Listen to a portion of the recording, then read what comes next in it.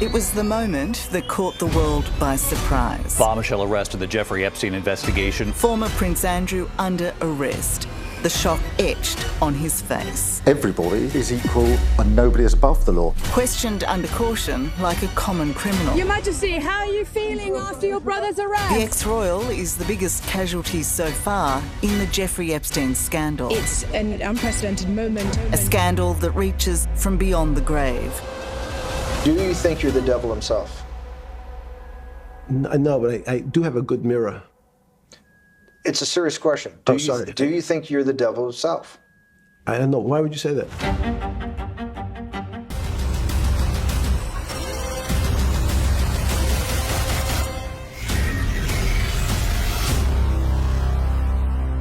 Let me take you into one of the most controversial stories of the last decade. A saga that weaves together royalty, friendship with one of the most notorious criminals in modern history, allegations of abuse, legal battles, and scandals that have shaken institutions most people thought were untouchable.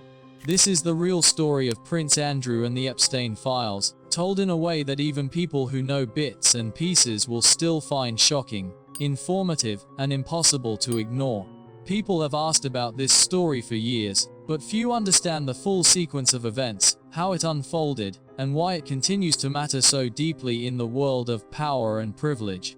This is not a fairy tale. This is a story about consequences, sometimes delayed, and what happens when influence meets unthinkable wrongdoing. To begin, we have to meet the man at the center of the darkest part of this story, Jeffrey Epstein. Epstein was not just any billionaire. He cultivated an image of mystery, wealth, and connections to some of the most powerful individuals in the world. Billionaire, financier, philanthropist in the public eye, but behind closed doors, Epstein was running a vast network of underage trafficking, exploitation, and abuse. Investigators later revealed that his criminal enterprise spanned years and involved dozens of victims, mostly young girls, coerced and harmed far from the public eye. I was 16 years old. I was 16. 17, 14 years old. This is me. This was me. This is me when I met Jeffrey Epstein. This is me when I met Jeffrey Epstein. What made Epstein's world especially shocking was not just the crime itself, but the company he kept. Epstein leveraged access. He moved in circles that included politicians, academics, celebrities, and yes, even royalty. And one of the most talked about figures in those circles was Prince Andrew, the Duke of York, third child and second son of Queen Elizabeth II and Prince Philip. New fallout overseas just days after Prince Andrew announced he'll stop using his royal titles. Now he faces new allegations and investigations related to Jeffrey Epstein and Virginia Giuffre. It all comes just one day before Giuffre's memoir detailing her time with Andrew is set to be released. Here's ABC's Ian Pannell.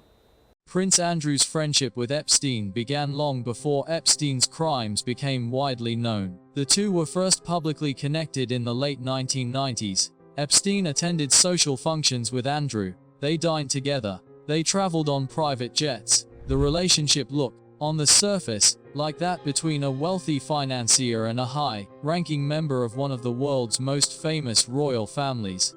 But the nature of their friendship, and what it would come to represent, stands today as one of the most scrutinized associations in modern British royal history.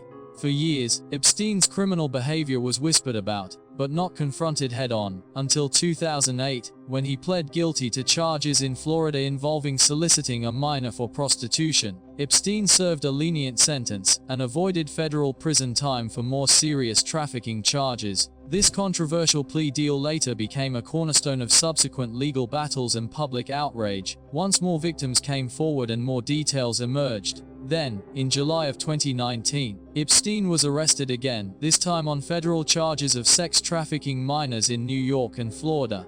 The case was explosive, and the exposure of Epstein's world escalated dramatically. Hundreds of pages of court filings, testimony from victims, and a flood of new information made Epstein's network and behavior the subject of global condemnation. Around this same time, Virginia Giuffre, one of Epstein's most vocal accusers, made a claim that brought Prince Andrew into an entirely different kind of spotlight. Virginia alleged that when she was a minor, she had been coerced into sexual encounters with Prince Andrew at locations including Epstein's private residence in Manhattan, his home in Palm Beach, and even at Epstein's private island in the Caribbean. These were not allegations made quietly. She spoke publicly, in interviews and through her lawyers. Her description of one encounter, where she said she was with the prince at Epstein's London home, became one of the most widely reported elements of the case. The public reaction was immediate and intense. Prince Andrew denied all allegations. The palace issued statements saying categorically that any suggestion of wrongdoing was categorically untrue. In November of 2019, Prince Andrew agreed to give a televised interview with BBC's Newsnight in an effort to explain his relationship with Epstein and to address the allegations. But what was meant to be a moment of clarity quickly became a defining moment of damage.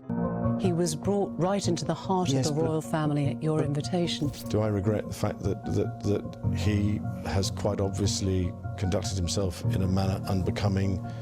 Yes. Unbecoming? He was a sex offender. Yeah, I'm sorry. You were staying at the house of Yes. a convicted sex offender. It was a convenient place to stay.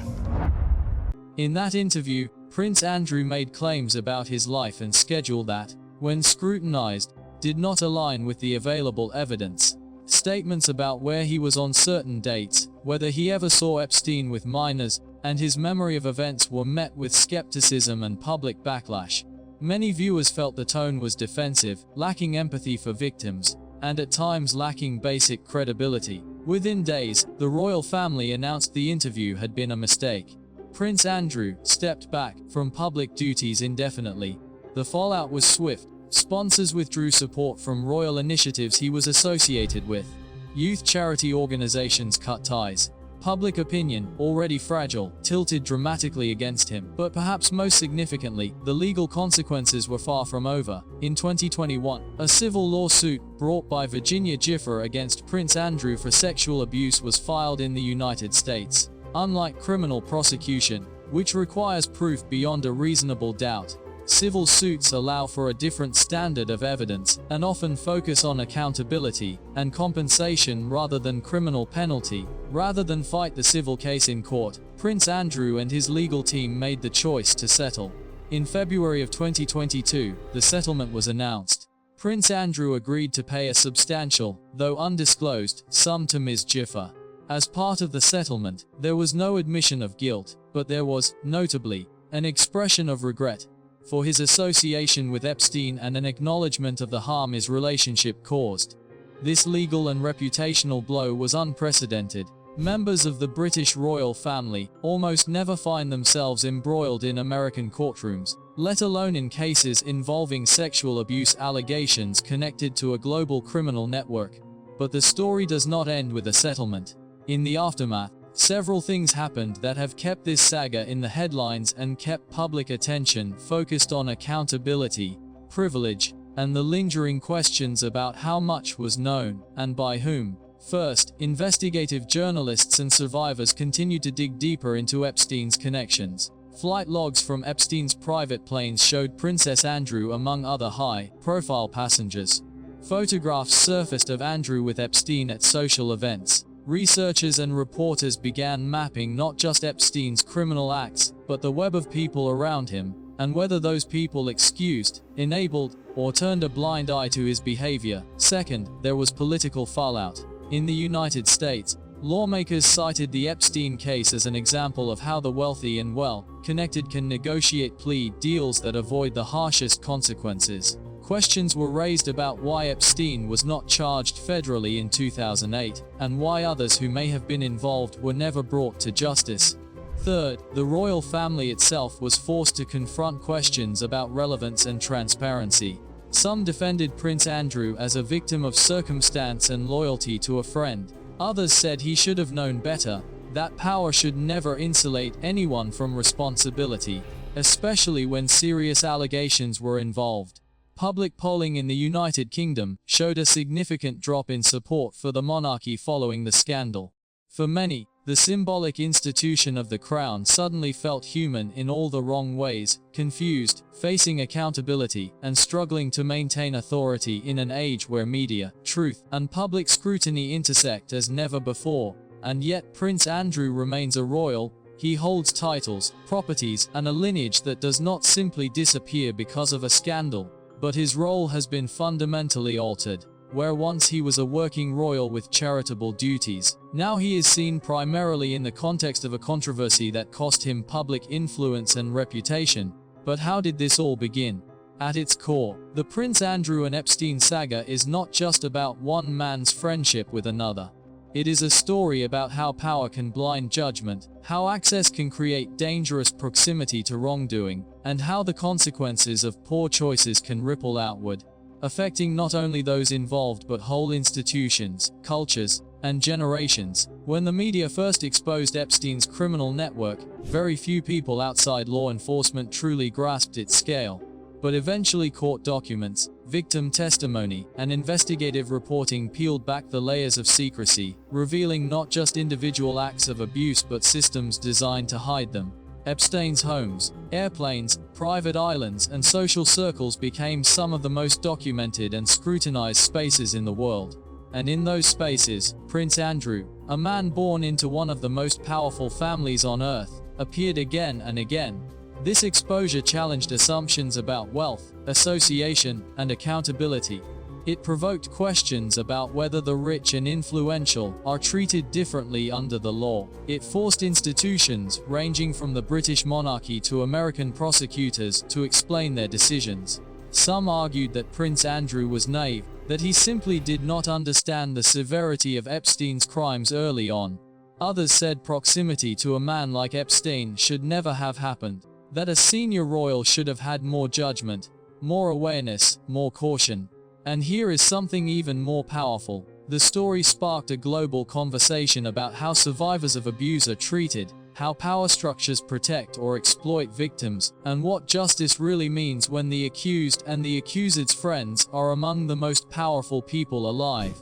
If you step back and consider the impact, the Prince Andrew and Epstein files did more than expose one friendship gone terribly wrong. They forced institutions and individuals alike to confront uncomfortable truths about influence. They reminded the world that no matter how high someone stands, their decisions reverberate, sometimes with lifelong consequences for others. So ask yourself this: what does accountability look like when the powerful are accused by the vulnerable? When money and status meet alleged abuse, where should justice fall? And how do societies balance belief, evidence, and empathy for victims whose voices were suppressed for years? Because if there is one lesson from the Prince Andrew and Epstein story, it is that silence protects predators. And accountability, even when delayed or incomplete, still changes the world. This is more than gossip, more than scandal, more than headlines. This is a case study in power, consequence, and the unavoidable truth that connections matter. And sometimes, they matter in ways that change history. Think about that the next time you see a headline about the powerful. Because behind every scandal, there are real people, real victims, and real impact.